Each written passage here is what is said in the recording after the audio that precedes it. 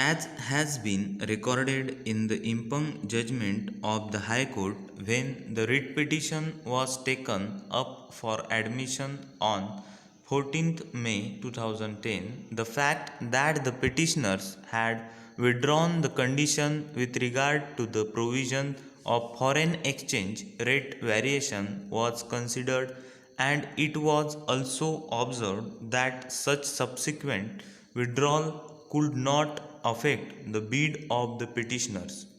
However, on the submission made on behalf of the petitioners that the aforesaid condition was also included in the RFP submitted by respondent number 4, notice was issued in the matter. Consequently, while taking up the writ petition for final disposal, the issues framed for deciding the writ petition were centered around the said question. In fact, the first issue which was framed was whether a bidder could amend its bid by withdrawing a condition of the bid document whereby the bid was considered to be non responsive.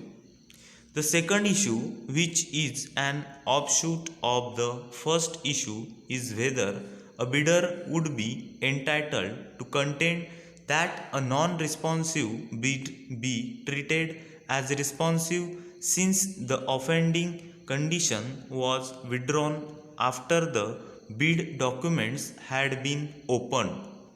The third issue raised was with regard to the bid submitted by respondent number 4 and whether the same could be treated as responsive, although the price offered by the said respondent contained a foreign exchange rate component which was to be considered at a particular rate. Para.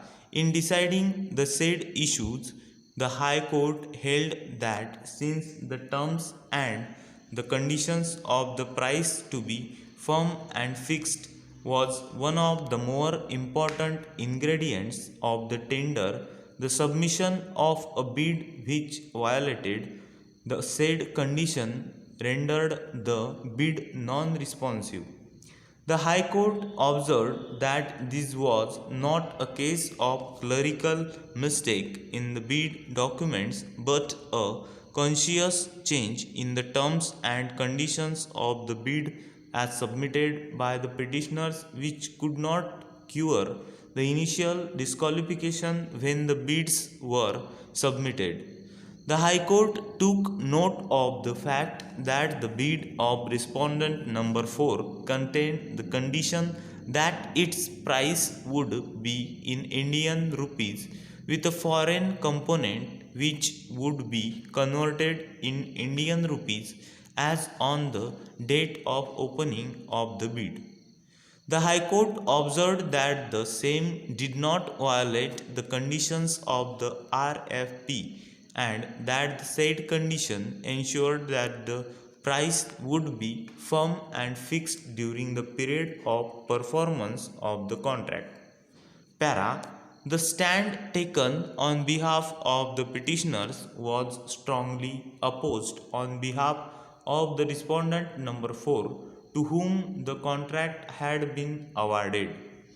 Mr. Ashok Desai, learned senior advocate, pointed out that the condition relating to the foreign exchange rate variation and the proposal of the respondent number 4 in relation thereto indicated a firm rate of exchange as on the date of the opening of the commercial bids, and there would be no escalation of such offer during the subsistence of the contract as envisaged in the tender documents.